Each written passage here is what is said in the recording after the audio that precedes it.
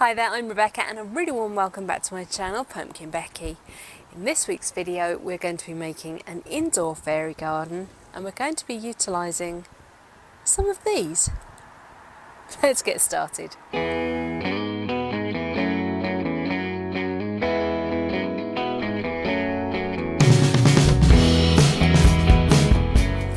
Yes, that's right. This is one of those cardboard cup holders that you get when you go to a fast food place and you get drinks to take away, or one of those coffee places where you get drinks you can take away.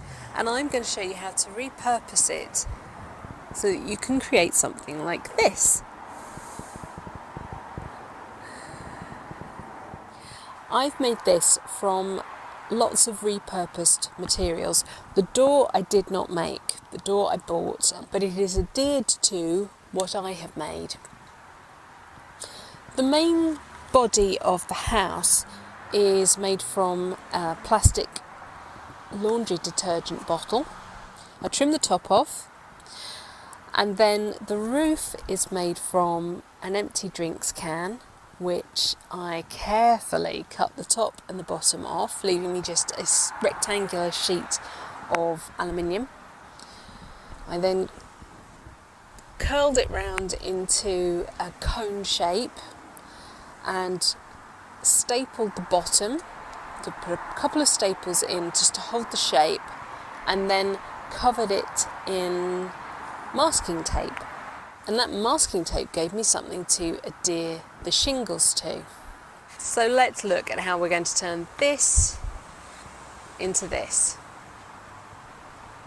Grab yourself a container that you don't mind ruining and start ripping up the cup holder.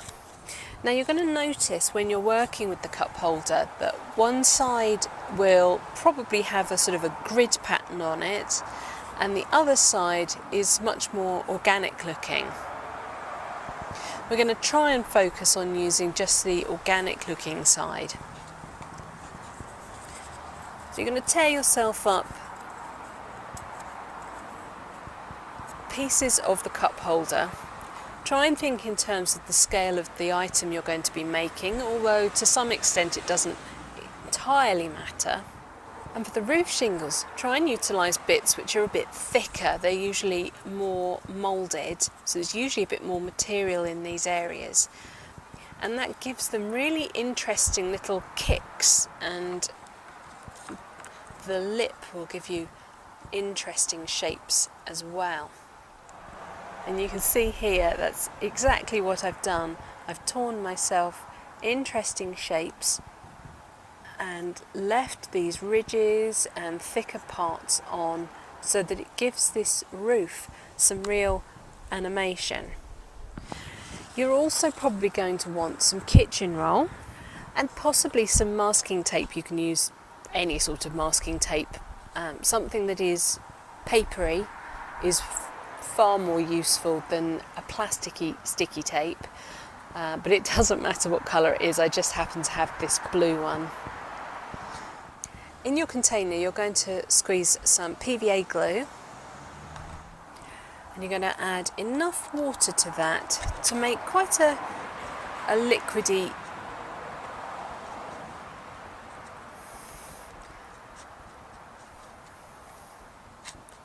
solution, I suppose is the word I'm looking for.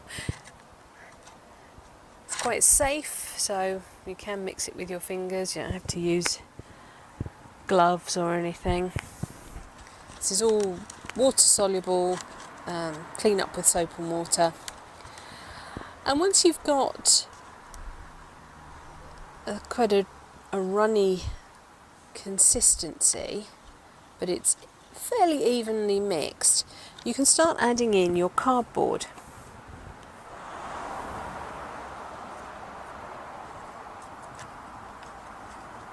And you can leave them to start soaking up the PVA water mixture, and you end up with quite lovely squidgy bits of essentially papier-mâché. Here's a little demo I have done. This is a normal drinks can, and I have simply taken some torn up kitchen roll, which I have dunked into the liquidy mixture until it's really wet. I haven't quite got enough here to do that. There we go. And just laid it on the surface.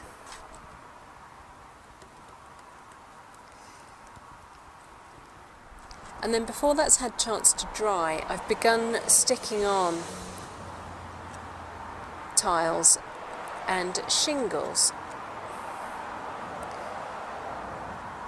And again, I'm focusing on having that sort of organic looking side pointing uppermost, as opposed to the side that looks more machined.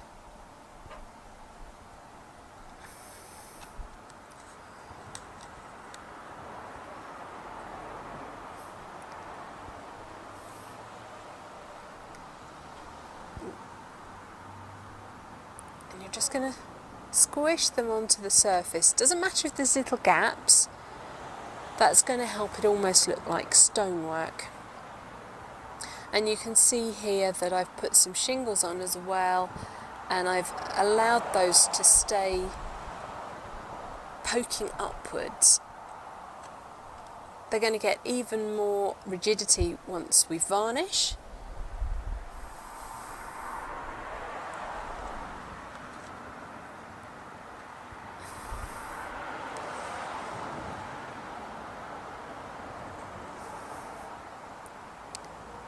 That's definitely what we're looking for now. If you want to, you can come along with some undiluted PVA glue and just make sure those are really super stuck down. But they will do. Once they've dried completely, they will be well and truly stuck. Before I started sticking on all the papier-mâché, what I actually did was stuck the door on, and I used some E6000 adhesive to glue that well and truly to the plastic bottle. E6000 is a fantastic adhesive that copes with all sorts of different surfaces, and it didn't mind sticking this resin onto the clear plastic bottle at all. And I held it in place with a strap of masking tape just to stop it sliding around until it was completely set. Then I started building up papier-mâché around the door to give it extra support. The roof was going to be a completely separate entity, something I could take off and on again, but I think the papier-mâché was so sticky that it just happened to adhere them together. I was trying to use it to make sure I'd got enough length with my shingles so that it did look like a proper roof, and yeah, it just sort of stuck itself. Now we're going to go ahead and turn this into an arrangement, and I bought this really beautiful verdigreed galvanised metal slip pot it's probably from eBay, might have been Amazon, one of those sorts of places. You can pick these up all over the place, and probably even like pound shops would have things like this. It has no drainage holes in the bottom, so therefore I'm going to need to line this with something. I could do it with a plastic bag and cut holes in the bottom to allow the water to run into here, but not to sit against the plants, because I'm going to basically be using succulents. But instead I've decided to cut down this large flower pot. Now I'm always after large flower pots, so this is possibly a little bit silly, but hey ho. And it was the best one I'd got. I wanted one that was going to fit really snugly. I wanted as little gap here at the top as possible, and all the other ones that were possibly slightly better in the base area just left far too much gap here. So I am having to push this down a little bit, and it is sort of distorting the bottom of the pot, but that doesn't matter. Next thing I'm going to do is cut this down so that it sits only just level with the slip pot. And I'm going to use a craft knife to do that.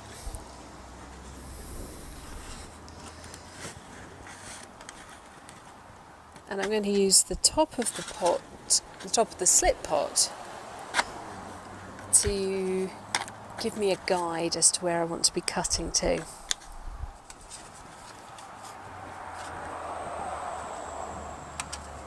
Okay, that's in.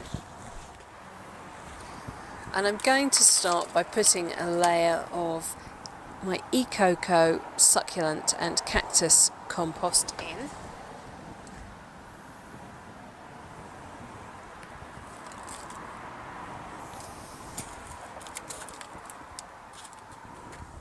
So I think my house is going to sit slightly off to one side because I've got some quite big plants coming in here.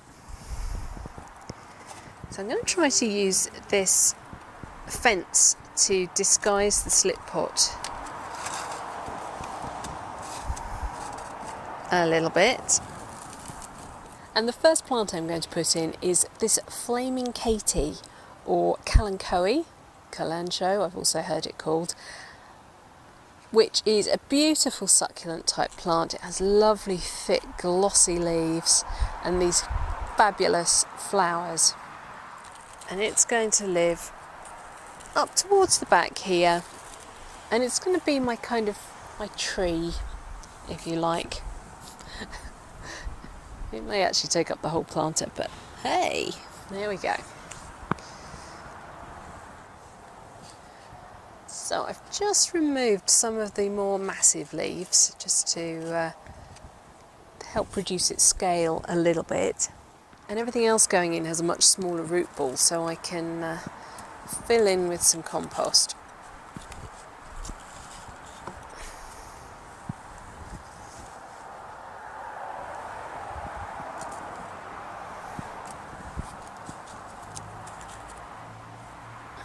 So I'm trying to use the two handles as my sides, so I'm bearing that in mind as I'm working. And think about, particularly with houseplant arrangements, where this is going to be seen from. Is it going to be something you can see from all sides, or is it going to be in a corner? This is going to be on a window ledge, so it's going to be safe for me to bias the decorative parts all up at the front here.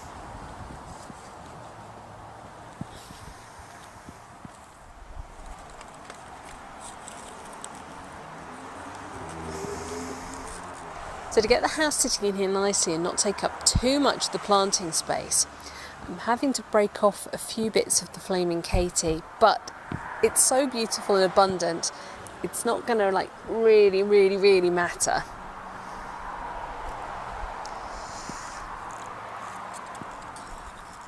I know this seems really sacrilegious, but I just need a little bit more room. Here we are. I have slightly reduced the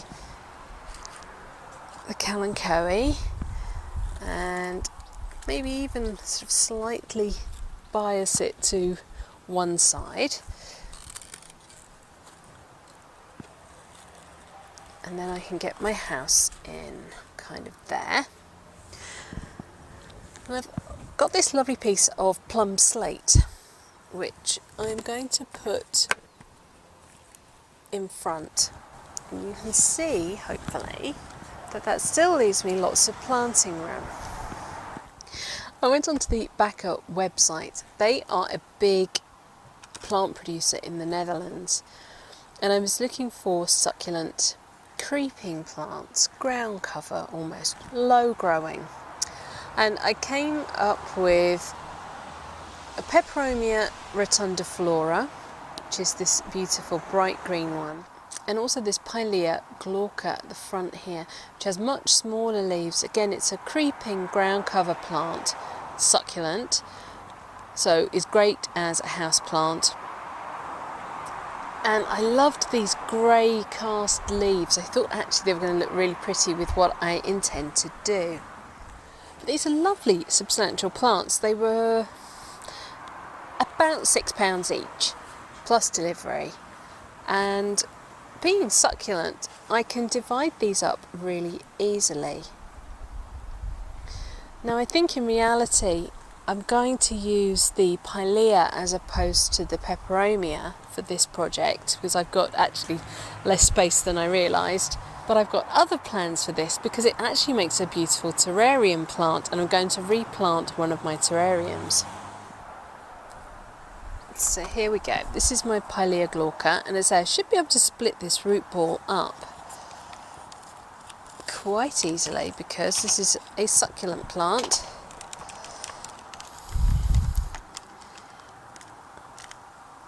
And I believe wherever the little runners touch ground, they just start to pop roots out.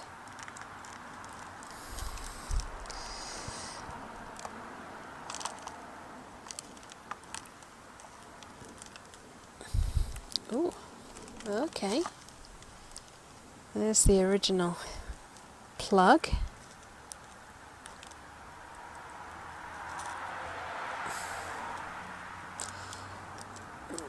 Group of plugs.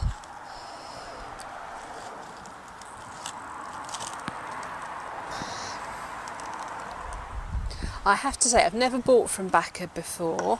The idea of transporting plants from the Netherlands when I could buy them elsewhere doesn't really make any sense to me, environmentally or practically. But I actually couldn't buy these anywhere else. And I think I'm going to find that I only need a little bit of this. I believe that it is quite a happy little plant. It will grow a lot, so I don't want to overwhelm this too much too quickly. Okay, it looks like there's like 4 or 5 little plug plants originally put in this large pot.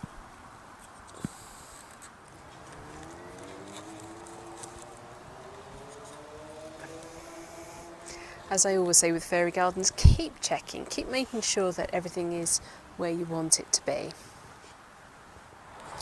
I've got this Fittonia, and I think I would like to put some at the back just to give some extra interest there.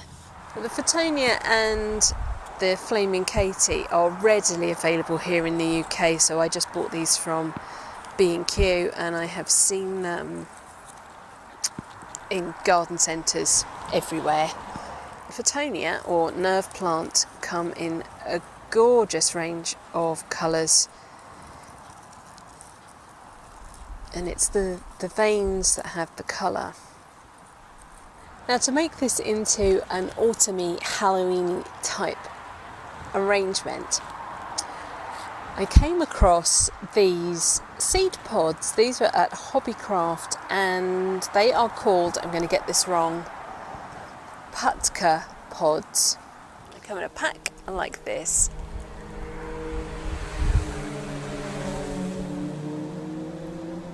And these pods, these seed pods, are perfect little miniature pumpkins. So I took some and I painted them all sorts of different pumpkin and squash colours, including a couple that look like crown prints, of course. And I've varnished them as well. I've used a clear matte varnish. And my idea is that this pilea actually looks like pumpkin vine. So, you know.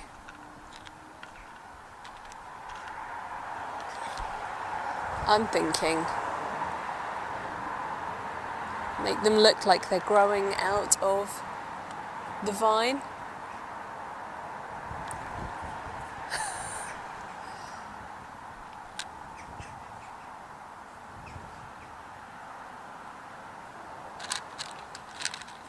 And I loved that the Crown Prince colour ones reflect the colour of the door of the fairy house and also the verdigris of the aluminium container. I also collected some beautiful pine cones on a walk with Katie, and I thought it'd be nice to use 1 or 2 to fill gaps. And if you look, you can see that the roof of the fairy house is very much inspired by pine cones.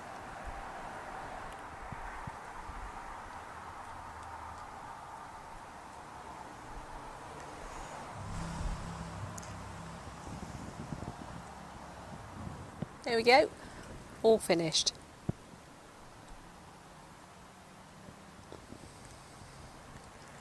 It makes sense to choose plants which will thrive in the same or similar conditions, hence why I've gone with all of these slightly succulent type plants. I really enjoy decorating my house for autumn, not just for Halloween. And something like this is a really nice thing to add to things like the handmade pumpkins I've got. Hand painted ones, I've got ones which are made out of old jumpers. And I think this should do really well in my house. I will grow it probably at the back of the house, so that is northwest facing ish, and that way it will get the afternoon and evening sunshine. If it's not getting enough daylight, then I can move it to the front of the house where it will get morning sunshine. Well, I hope you enjoyed that. It was nice to show you some of my making processes, and I will maybe do a bit more as we go along. I've had some interest in seeing me making things. I should just say that the house is painted in acrylic paints. I let the papier-mâché dry really thoroughly, and then I started to build up layers of tans and chestnut colours, and then greys, not black, but dark grey. And then I dry brushed the edges, particularly of these shingles, with an almost ivory cream colour, just to really highlight the wrinkled edge, the curling. And then the bottom received quite a few runny washes of black and dark brown paint, so that it would find its way in rivulets where the pieces of papier-mâché met, and it sort of helped create that idea of maybe stonework, or maybe, I don't know, a rotting piece of bark or something. Then once that was completely dry, that also received probably about 3 coats of the varnish that I used on the pumpkins. It's a matte coat, I think it's called Duraclear, and I will pop it into the description box below so that you can see what I used. And don't worry that I'm wasting all the other bits of plants, they are going to find their way into other things. Right, that's it for this week's video. Thank you so much for watching. Please remember to rate, share and subscribe to me here on YouTube. And until next time, bye!